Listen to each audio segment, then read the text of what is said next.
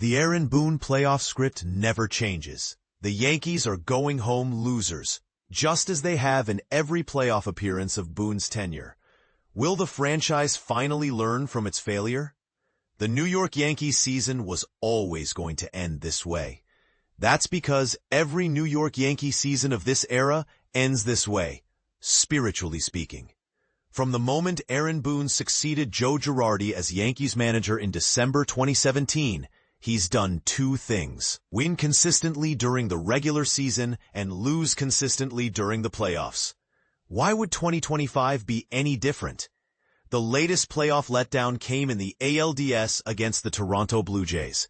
The Yankees lost Wednesday's Game 4, 5-2, sending them home for the offseason as Toronto advances to the ALCS. The pivotal moment came in the seventh inning with the Jays leading 2-1. With a man on first and one out, Toronto shortstop Andres Gimenez hit a ground ball to Jazz Chisholm Jr. that should have resulted in a double play. Instead, it bounced off Chisholm's glove and careened into center field, allowing Gimenez to reach safely. Two batters later, Toronto outfielder Nathan Lukes laced a two-run single that cracked the game open. The error was far from the Yankees' only shortcoming in the series. They were outscored 34-19. And out-hit 50-34. Their starting pitchers in the first three games, Luis Hill, Max Fried, and Carlos Rodon, posted a combined ERA above 16. Meanwhile, Jays rookie pitcher Trey Yesavage, who had made only 7 career MLB starts before the playoffs, no-hit them through 5 1/3 innings in Game 2, striking out 11. The Yankees trailed 11-0 through 4 innings in that game, at which point they had fewer balls put in play, 2, than the Blue Jays had home runs, 3. The Yankees staved off a sweep thanks to the Game 3 heroics of Aaron Judge, who put the narratives about his postseason failures to bed by going 9 for 15 with an astonishing home run and 6 RBIs. But New York's other top bats were mostly silent. Giancarlo Stanton was 4 for 15. Cody Bellinger was 3 for 16. Ben Rice was 2 for 11. Chisholm was 2 for 14. And Trent Grisham was 2 for 17. "It's hard to win the World Series," Boone said after the Yankees were eliminated. "I've been chasing it my whole life. There's plenty of blame to go around. What's new with this loss, though, is less important than what's familiar. 8 seasons in, this is the defining experience of Boone's tenure. His lineups go cold in October. His defense is burned by simple mistakes, and his decision-making falters in the biggest moments. Boone came to the postseason to chew bubblegum and faceplant, and he's all out of bubblegum. To understand why this Yankees playoff exit feels so damning, it's important to have the proper context. Sure, Boone has a .584 career regular season winning percentage, a mark that ranks 15th in MLB history, behind John McGraw and ahead of Earl Weaver. Sure, from 2018 until now, the Yankees have won more regular season games, 697, than any teams not named the Dodgers, 749, and Astros, 705. But the Yankees are also 25-27 in the postseason under Boone, and 10-23 against opponents who aren't from the AL Central. More than that, his resume includes some unforgettable managerial blunders. In Game 3 of the 2018 ALDS, Boone let starter Luis Severino begin the 4th inning against the Red Sox after he'd given up 3 runs and 6 base runners in the first 3 frames. Severino allowed Boston to load the bases, setting the stage for a 7-run inning and an eventual 16-1 loss. This after Severino reportedly showed up late to Yankee Stadium because he forgot what time the game started. In Game 2 of the 2019 ALCS, Boone replaced reliever Chad Green with Adam Ottavino in the 5th inning against the Astros. Green had looked unhittable to that point. He'd retired all 6 batters he faced, throwing 21 of 26 pitches for strikes. Ottavino gave up a home run to George Springer on the very first pitch he threw. After the game, Ottavino told reporters that the decision had been made for him to face Springer regardless of how effective Green was. This came a day after Ottavino also faced Springer in Game 1. Obviously, Ottavino said, the more exposure a hitter gets against a pitcher in a series, the more it helps the hitter. In Game 2 of the 2020 ALDS, Boone deployed rookie Deivi Garcia as an opener against the Rays before calling for veteran J.A. Happ in the second inning. This tack, which came as a surprise not only to the Rays but also to the Yankees, failed spectacularly. Garcia gave up a home run in the bottom of first before Happ allowed 4 earned runs over 2 2/3 innings. When asked about the strategy after the game, Happ referred reporters to Boone. "I'll let Aaron talk about that," he said. In Game 3 of the 2022 ALDS, Boone turned to Clark Schmidt instead of closer Clay Holmes to protect a 5-3 lead against Cleveland in the 9th inning.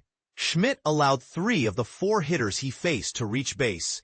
The Guardians won 6-5. Afterward, Boone told reporters that Holmes hadn't been available to pitch in the game. Holmes told reporters the opposite. "The decision wasn't mine," Holmes said.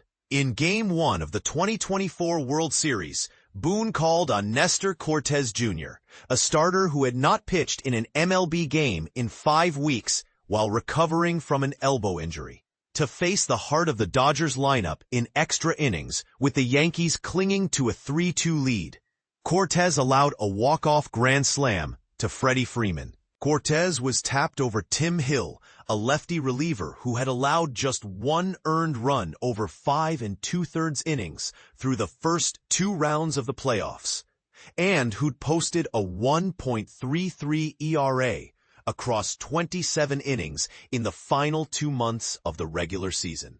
When asked why he went with the pitcher who hadn't faced MLB hitters in more than a month, instead of the pitcher who had been lights out for 3 months, Boone told reporters, "I liked the matchup." In Game 1 of the 2025 wildcard round, Boone removed Fried in the 7th inning against the Red Sox because his pitch count was too high. This, even though Fried had dominated over 6 1/3 shutout innings, and said after the game that he was gonna stay in until I get the ball taken from me.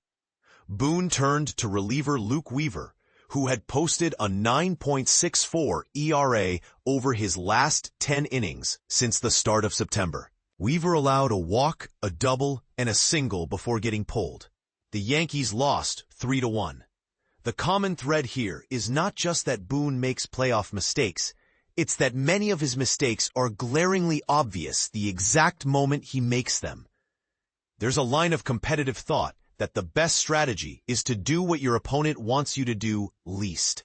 Boone has never heard of this, or at the least, doesn't subscribe to it. This dovetails with one of the loudest and most persistent criticisms of the Boone era, that he is simply adhering to a script, that he is handed an analytical roadmap by general manager Brian Cashman and the front office, and that he follows it unwaveringly, regardless of the circumstances. Yes, play-by-play man Michael Kay ripped the team for this after Boone turned to struggling reliever Devin Williams in the 8th inning of a scoreless game against the Rangers in August. The Yankees lost 2-0. "I think that Aaron Boone is managing the way the organization wants him to manage," Kay said on his radio show. "Those are the rules of engagement." Kay reiterated this sentiment after a 4-1 loss to the Twins a few weeks later, when Boone inserted low-leverage option Yerry De Los Santos into a game that was tied in the 6th inning, despite having a fully rested bullpen. "I remember being told by a specific person in the analytics department that they didn't believe in, players getting hot." Clint Frazier, who played outfield for the Yankees from 2017 to 2021, said on Foul Territory in June, "I could be 55 for 55 and they would be like, 'He's not hot. He's gonna cool down.' They believed you were what you were. And in my mind, I was like, but that's not using your eyes." Cashman, to be clear, has also taken plenty of heat along these lines. When Cashman comes out and gives support to Boone, low-key, I kind of feel like that's self-preservation, Frazier said in August. Boone is Cashman's shadow a little bit.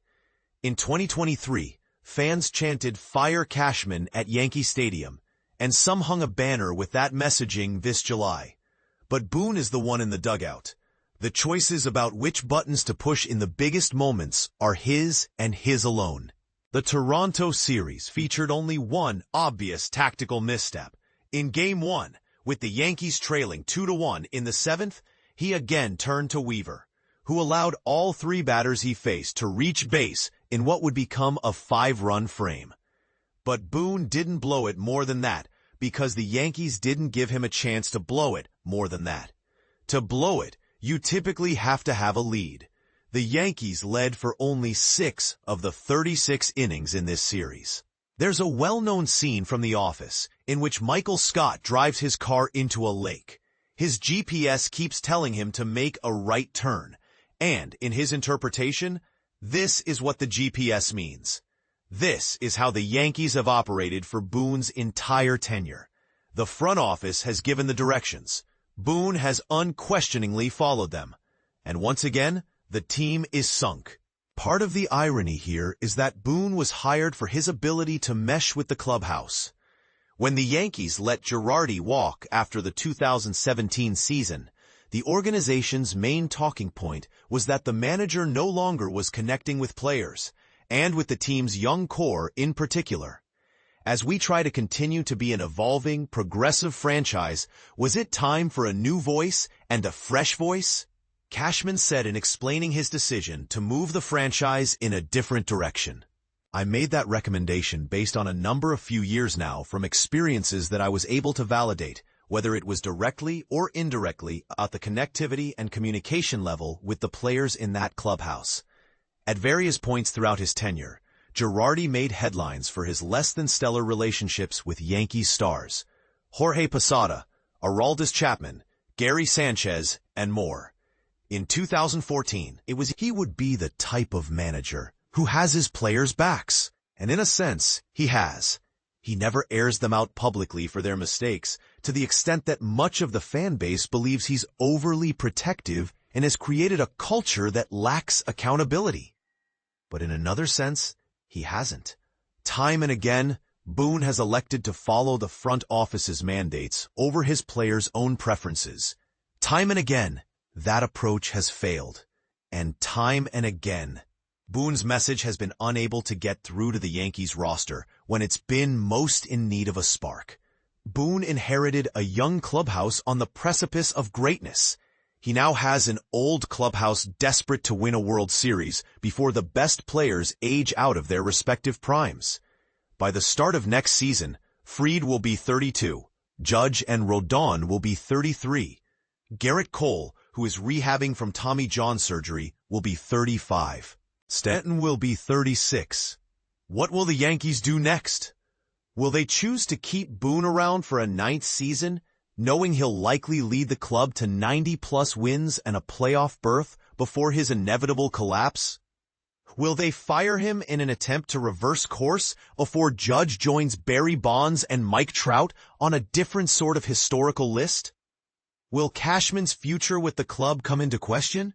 And if not, is he willing to work with a manager who's more apt to provide pushback on his game-planning directives?